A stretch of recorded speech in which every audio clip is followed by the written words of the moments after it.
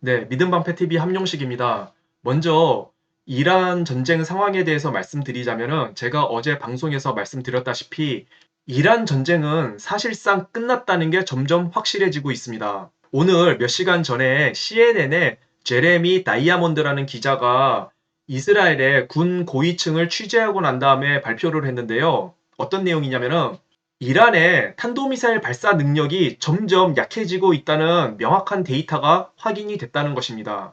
그래서 미국과 이스라엘이 지난 3일 동안 이란에 1200개가량의 타겟을 공격을 했는데 그 1200개 목표물들은 대부분 탄도미사일, 미사일 발사대 이런 것들인 것 같아요. 그렇게 1200개가량의 목표물들을 공격을 했는데 지금 현재, 지난 3일 말고 지금 현재 약 24시간의 아주 강력한 공격 작전이 실행되고 있다고 해요. 지금 현재.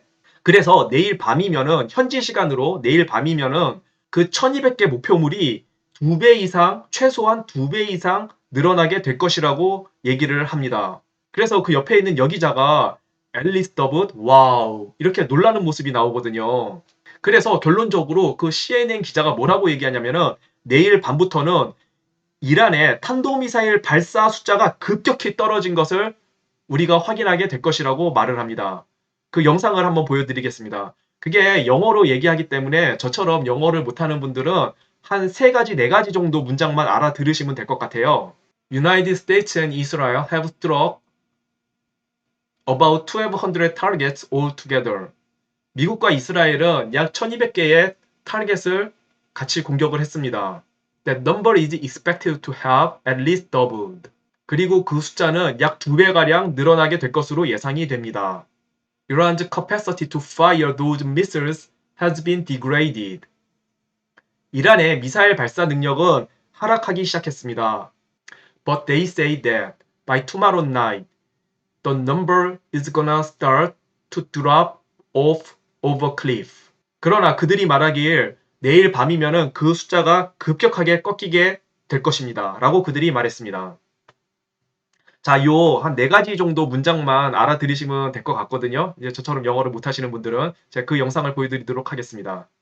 자, 요 기자가 CNN의 제레미 다이아몬드 기자예요. 뭐라고 얘기하는지 한번 들어보시기 바랍니다. 제가 아까 말씀드렸던 그 4개 문장 염두에서 한번 보시기 바랍니다.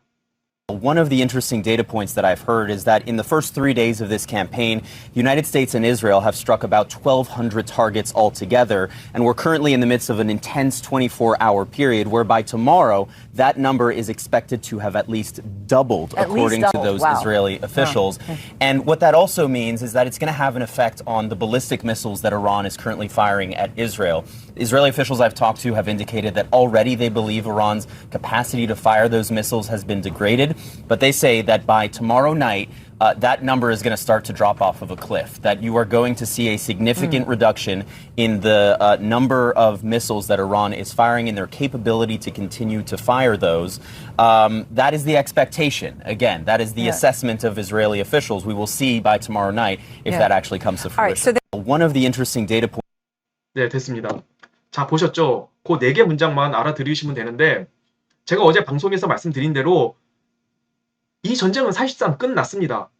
이란의 탄도미사일 발사 능력이 지금도 많이 떨어져 있는데 지금 미국하고 이스라엘의 24시간의 굉장히 강력한 공격이 진행되고 있고 내일 밤부터, 현지 시간으로 내일 밤부터, 아마 한국 시간으로부터는 내일 오전이나 오후 정도 될 것 같은데 그때부터는 이란의 탄도미사일 발사 능력이 급격히 떨어지는 것을 전 세계가 보게 될 것이라는 것입니다. 그리고 제가 대략 예상하는데요. 지금 호르무즈 해협이 봉쇄가 됐지 않습니까? 그런데 아마 다음 주 중에는 호르무즈 해협이 열릴 겁니다. 제가 예상컨대. 자, 왜냐면은 지금 이란의 해군이 전멸했어요. 거의 전멸했어요. 큰 전투함들은 99% 이상 파괴가 된 것 같고 이제 남은 거는 조그만한 소형 함정들, 고속정 같은 거 이런 것들 이번 주 안에 거의 다 잡아낼 겁니다. 그러면 이제 남은 거는 이란이 해변에서 드론을 날려가지고 유조선을 공격하는 거 이것만 잡아내면 되는데 이것도 이번 주 안에 거의 잡아낼 거예요. 자, 여기서 제가 군사적인 거 하나만 좀 말씀드리자면은 이란이 대한미사일도 갖고 있거든요. 지상에서 바다를 향해 쏘는 대한미사일. 그런데 지금까지 호르무즈 해협을 지나가는 유조선들을 향해서 이란이 대한미사일을 쐈다는 뉴스를 제가 본 적이 없어요. 지금까지 공격한 건 다 드론만 날려서 공격을 했거든요. 이란은 분명히 대한미사일도 갖고 있는데 그 이유가 뭐냐면 첫 번째는 일단은 미군이 이란의 대한미사일 기지를 대부분 파괴했을 겁니다. 그런데 그 중에서 살아남은 대한미사일이 분명히 있을 거예요. 근데도 왜 아직까지 이란이 그 유조선들을 향해서 대한미사일을 쐈다는 그런 뉴스가 나온 게 없냐면은 이 대한미사일은 굉장히 복잡한 기계이기 때문에 레이더가 이 대한미사일을 그 유조선, 적 군함까지 혹은 유조선까지 유도를 해줘야 돼요. 레이더로 유도를 해줘야 된단 말입니다. 그러니까 예를 들어서 대수상 레이더라고 하거든요. 이 대한미사일을 지상에서 바다로 유도해주는 레이더를 대수상 레이더라고 하는데 이 대수상 레이더는 보통 높은 산 위에 설치가 됩니다. 그래야지 멀리 있는 100km 정도 떨어진 바다 위에 떠 있는 적 군함들을 레이더로 탐지해서 유도를 해줄 수가 있죠. 그러나 미군이 이 대수상 레이더도 거의 대부분 파괴했을 거란 말입니다. 이란의 대수상 레이더들을. 그러니 이 대한미사일을 갖고 있어도 이란이 대한미사일을 쏠 수가 없는 거예요. 이걸 유도해 줄 수 있는 방법이 없으니까. 이 대수상 레이더가 없으면은 우리나라 같으면은 비행기를 띄워가지고 레이더로 이 대한미사일을 유도를 해줄 거예요. 조기경보 통제기나 P3 뭐 대잠 초계기 뭐 이런 거 띄워가지고 이걸 유도를 해줄 거란 말입니다. 그런데 이란은 비행기 자체가 없지 않습니까? 그러니까 대한미사일을 갖고 있어도 이거를 쏠 수가 없는 거예요. 그러니 이란이 할 수 있는 거라고는 그냥 파괴력도 약하고 간단한 기계 장치 드론밖에 날리지 못하는 거거든요. 이 드론마저도 이번 주 아니면은 이번 주 중에 거의 다 제압이 될 겁니다. 해안에서 쏘는 드론 부대들을. 하여튼 이란의 해상 봉쇄도 사실상 끝났다. 아마 다음 주 중이면은 호르무즈 해협이 열릴 겁니다. 네, 저는 그렇게 예상을 합니다. 마지막으로 오늘 이런 뉴스가 계속 뜨더라고요. 여기 보면은 뭐 국제법을 무시하는 패권적 행태, 커지는 트럼프 리스크. 뭐 중국이 또 미국하고 이스라엘이 국제법을 위반하고 있다는 그런 발표를 했고요. 법 무시한 힘의 논리, 커지는 트럼프 리스크. 제가요, 이 국제법 들먹이는 사람들에게 한마디 해주고 싶은 말이 있습니다. 일단 죄송합니다. 지랄하고 자빠졌네. 제가 이 말을 하고 싶어요. 자, 국제법을 들먹이는 사람들, 제가 그분들한테 말하는 거예요. 예, 국제법을 들먹이는 사람들한테 말하는 겁니다. 자, 국제법을 들먹이는 여러분, 이란 같은 저 신정체제의 압제 속에서 살아봤냐고요, 여러분이. 북한 같은 저 지옥 같은 전체주의 사회에서 살아봤습니까? 지금 트럼프 대통령이 하메네이를 처단하고 나니까 이란의 국민들이 얼마나 기뻐하고 있냐고요.